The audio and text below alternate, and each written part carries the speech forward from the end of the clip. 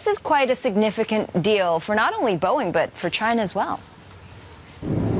Yeah, that's exactly right, Angie. $38 billion is nothing to laugh at. And basically, that includes the order for 300 planes that Boeing right here will manufacture and send over to China. And let me just point out what is behind me right now. This is Boeing's biggest assembly plant in the world here at Everett. Right behind me, this is the world's biggest building by volume. And basically, what's going to happen here is that along with this purchase, Boeing is going to get a new finishing plant in China for 737s. Now, this is the first outside of the U.S. that Boeing has, and they are in competition with Europe's Airbus. Airbus already has a plant over in Tianjin. The reason for all of this is because in the next 20 years, China is expected to be the biggest market for airplanes because of all the growth that's happening over there. So a big boon for Boeing, big boon for Beijing, too, as they see closer ties between the U.S. and China. Angie?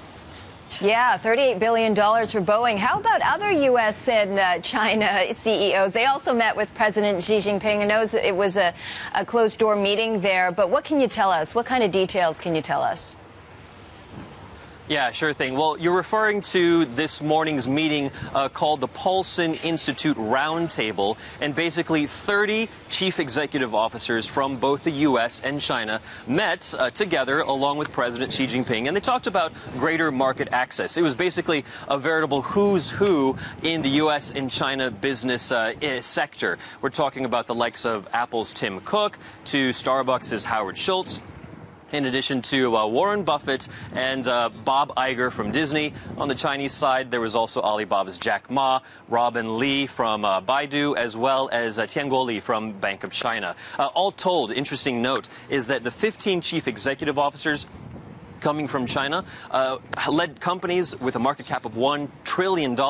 And then also on the U.S. side, that was $2 trillion. So if you think about this, in this one room, all these people together, a combined market cap of $3 trillion. So they definitely mean a lot of business.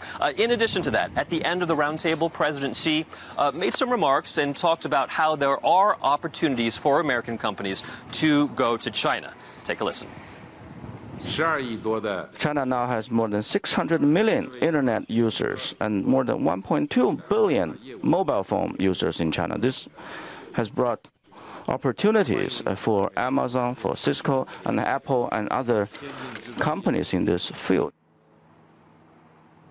Huge market, huge opportunities, but to be sure, there are, of course, challenges, and those 30 chief executives at the Paulson Institute Roundtable talked about them, from intellectual property to transparency in law. Angie?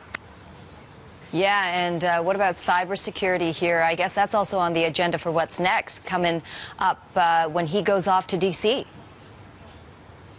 Yeah, that's right. President Xi heads off to Washington, D.C. tomorrow. He meets with President Obama in a slightly intimate dinner tomorrow evening. Not a lot of fanfare there, but something to get to know each other after not seeing each other since 2013. But on Friday, that is when President Xi and all the fanfare happens in the morning when he goes to the White House. And then at around 11 a.m. local time, President Xi and President Obama sit down with what should be a very substantive conversation, talking about all the major political and economic issues, including cyber espionage, including the South China Sea territorial issue, along with climate change as well as human rights. After that, they put that aside, and then they do a state dinner in the evening at about 7:30 p.m. Looking ahead even a little bit farther, President Xi then goes to New York for the UN General Assembly meeting. Angie?